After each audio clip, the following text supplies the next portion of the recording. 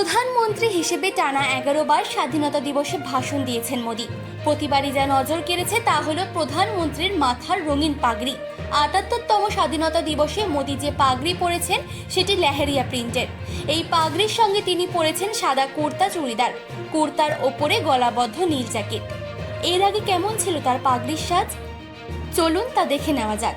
2014 সালে প্রধানমন্ত্রী হিসেবে প্রথমবার স্বাধীনতা দিবসে দেশবাসীর উদ্দেশ্যে ভাষণ দেন নরেন্দ্র মোদী।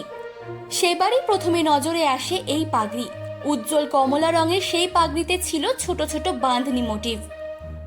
2015 সালে স্বাধীনতা দিবসের ভাষণে মোদির মাথায় ছিল ক্রিস ক্রস প্যাটার্নের একটি হলুদ পাগড়ি, নকশায় ছিল লাল ও সবুজের ছোঁয়া।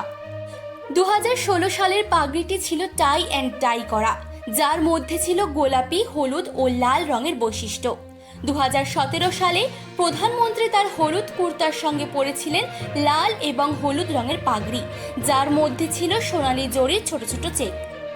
2018 সালে প্রধানমন্ত্রী লাল ও উজ্জ্বল কমলা রঙের একটি পাগড়ি পরেছিলেন, সঙ্গে ছিল সাদা ধবধবে কুর্তা পাজামা। 2019 সালে আবারও নজর কাড়ে প্রধানমন্ত্রীর পাগড়ির সাজ। হলুদ, লাল, সবুজ এবং কমলার মিশ্রণে তৈরি সেই পাগড়ির সঙ্গে গলায় উত্তরীয় পরেছিলেন তিনি। 2020 সালে প্রধানমন্ত্রী মোদির পাগড়ির রং ছিল কমলা ও ঘিয়ে। 2021 সালে স্বাধীনতা দিবসের ভাষণে প্রধানমন্ত্রী মোদি পরেছিলেন হালকা কমলা রঙের পাগড়ি।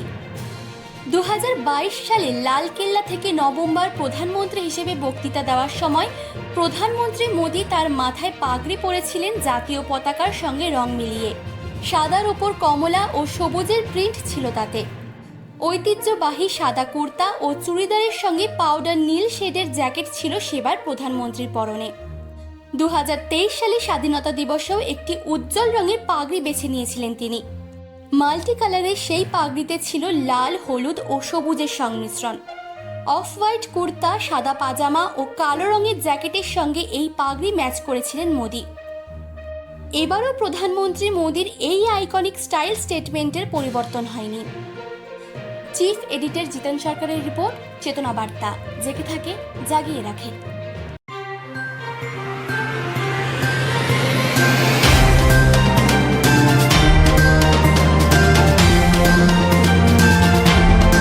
চেতনা বার্তা, জেগে থাকে জাগিয়ে রাখে।